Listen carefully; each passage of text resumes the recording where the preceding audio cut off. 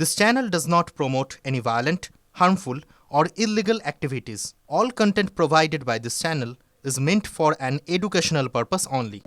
SIR ইস্যুতে দিল্লির মাটিতে সুর চড়ানোর আগে ভবানীপুরে বিএলএদের কার্যত ক্লাস নিলেন মমতা বন্দ্যোপাধ্যায়। এবারের লড়াই দুরাচারের বিরুদ্ধে। বৈঠকে বলেন তৃণমূল নেত্রী। UEM Jaipur is a perfect target for prospective students aspiring for good jobs, good education with future-ready skills. প্রতিদিন মানুষের দরজায় দরজায় পৌঁছুন বিএলএ কাউন্সিলরদের বার্তা মমতা। এসআইআর ইস্যুকে জাতীয় স্তরে তুলে ধরতে চাইছে তৃণমূল। সোমবার দিল্লিতে মুখ্য নির্বাচন কমিশনারের সঙ্গে বৈঠক করবেন মুখ্যমন্ত্রী।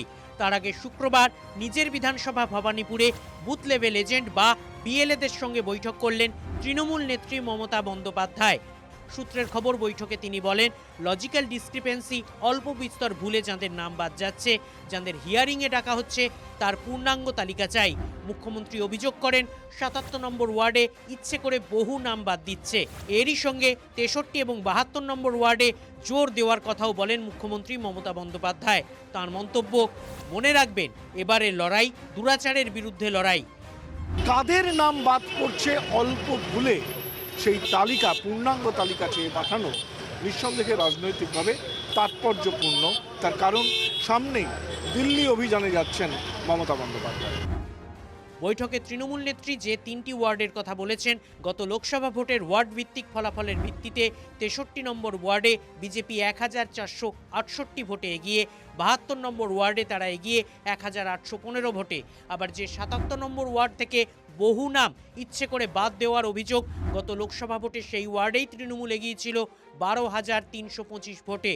সব মিলিয়ে লোকসভা ভোটের নিরিখে ভবানীপুর বিধানসভার অন্তর্গত ৮টি ওয়ার্ডের মধ্যে বিজেপি ৫টি ওয়ার্ডে এগিয়ে, তৃণমূল এগিয়ে ৩টিতে। আর এই পরিসংখ্যানই কি চিন্তায় রাখছে তৃণমূলকে?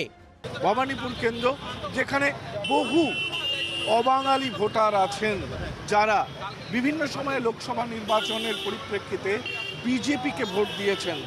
ভবানীপুর কেন্দ্র নিয়ে আশাবাদী বিজেপি শিবিরও তারা টার্গেট করছেন এই কেন্দ্রকে। ভবানীপুরেরও হিন্দুদেরকে আমরা ঐক্যবদ্ধ করে আপনাকে আমরা হারাবো। এসব অবাস্তব কথাবার্তা। ভবানীপুরের দিকে কষ্ট করে যেন না তাকায়। আমি প্রথম দিন থেকে বলেছি ভবানীপুরে মমতা ব্যানার্জিকে হারাবো। পাগলের কথা তো কোনো উত্তর হয় না। ও পাগলা হয় না, সমঝানে সে সমঝে না। মমতাকে নন্দীগ্রামে হারিয়েছি, ভবানীপুরে হারাবো, ভবানীপুরে হারাবো। মমতা বন্দ্যোপাধ্যায় চতুর্থবারের জন্য শুধু বিধায়ক হবেন না, মুখ্যমন্ত্রীও হবেন। এদিনের বৈঠকে মুখ্যমন্ত্রী দলের নেতা ও কাউন্সিলরদের রোজ মানুষের দরজায় পৌঁছানোর নির্দেশ দিয়েছেন। বিএলএদের বলেছেন স্ক্রুটিনি আরও বেশি করতে। তাহলে ভবানীপুর বিধানসভা যে আগামী নির্বাচনে তৃণমূলের জন্য নেহাতি কেক ওয়াক হবে না, সেটা বুঝেই ফাঁক ফোকরগুলো ঢেকে ফেলতে চাইছে তৃণমূল নেতৃত্ব। জল্পনা তুঙ্গে, সৌরভ গুহর রিপোর্ট, TV9 বাংলা।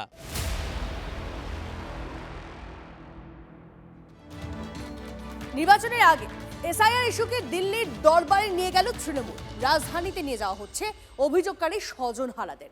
তাদের রাখা হয়েছে বঙ্গভবনে, বাইরে দিল্লি পুলিশের গার্ডরেলের সারি। সূচি অনুযায়ী সোমবার মুখ্য নির্বাচন কমিশনারের সঙ্গে মুখ্যমন্ত্রীর বৈঠক। তার আগে তৃণমূলের প্রস্তুতির দিকে নজর রাখছে দিল্লি পুলিশ।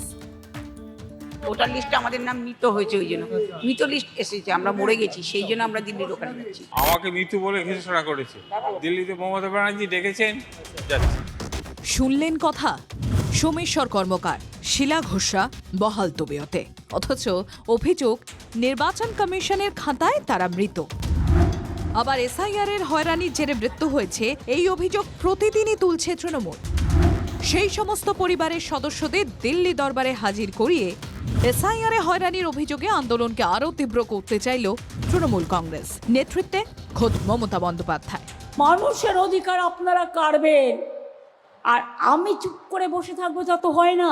আর মাত্র একদিনের অপেক্ষা, তারপরেই তৃণমূল নেত্রী মমতা বন্দ্যোপাধ্যায় তিনি দিল্লিতে এসে পৌঁছবেন এবং ঘোষণা মতো দিল্লির বুকে তৃণমূল কংগ্রেসের কর্মসূচি নেওয়া হবে।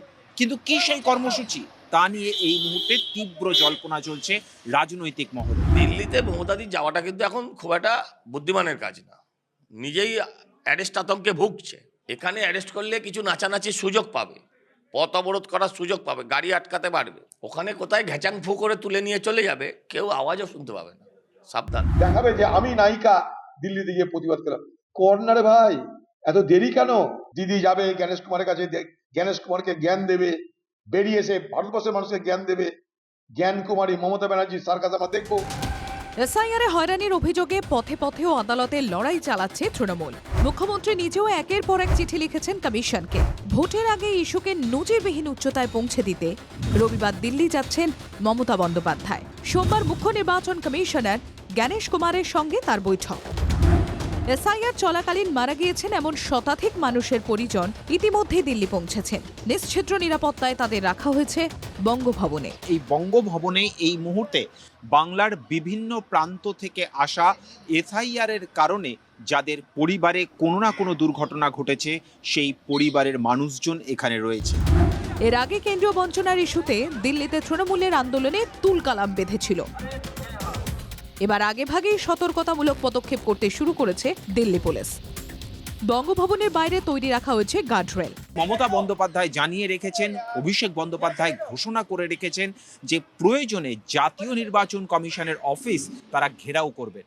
মমতা বন্দ্যোপাধ্যায় সোমবার বিকেল 4টের সময় যাবেন জাতীয় নির্বাচন কমিশনে, কিন্তু সেক্ষেত্রে ঘেরাও কর্মসূচির মতো জঙ্গি কার্যকলাপ বা জঙ্গি কর্মসূচিও নেওয়া হবে কিনা তা নিয়ে বড়সড় প্রশ্ন রয়েছে। তৃণমূল যখন এই ইস্যুতে যুদ্ধংদেহী মেজাজে, তখন বিজেপির প্রশ্ন, এসআইআর এর জন্যই যে কারোর মৃত্যু হয়েছে এমন রিপোর্ট কোথায়?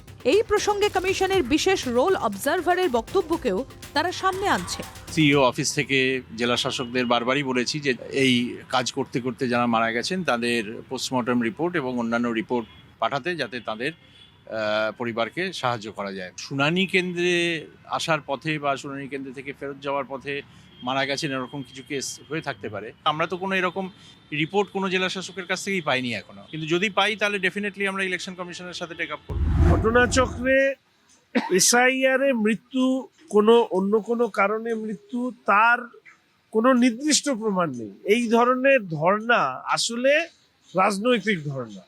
এখানে দিশা পাচ্ছেন না বলে হয়তো রাজধানীতে যাওয়ার চেষ্টা করছে। আমার কাছে সব ডকুমেন্ট আছে, সব এভিডেন্স আছে, সযত্নে রেখে দিয়েছি। জ্যান্ত মানুষকে মৃত বানিয়ে দিয়েছে। তৃণমূল কংগ্রেস কি করতে চাইছে সেই তাস এখনো পর্যন্ত তাদের আস্তিনে তারা লুকিয়ে রেখেছে, কিন্তু দিল্লি পুলিশ সদা সতর্ক, প্রতি মুহূর্তে তারা খবর রাখছে। কোনো পরিস্থিতিতেই দিল্লির আইন শৃঙ্খলার উপর আঁচ পড়তে দিতে চান না তারা, কিন্তু সংঘাত যে অবশ্যম্ভাবী তা দুপক্ষের প্রস্তুতি থেকেই সম্পূর্ণভাবে স্পষ্ট। নয়াদিল্লি থেকে ক্যামেরায় অনুদীপ শর্মার সঙ্গে জ্যোতির্ময় কর্মকার, টিভি9 বাংলা।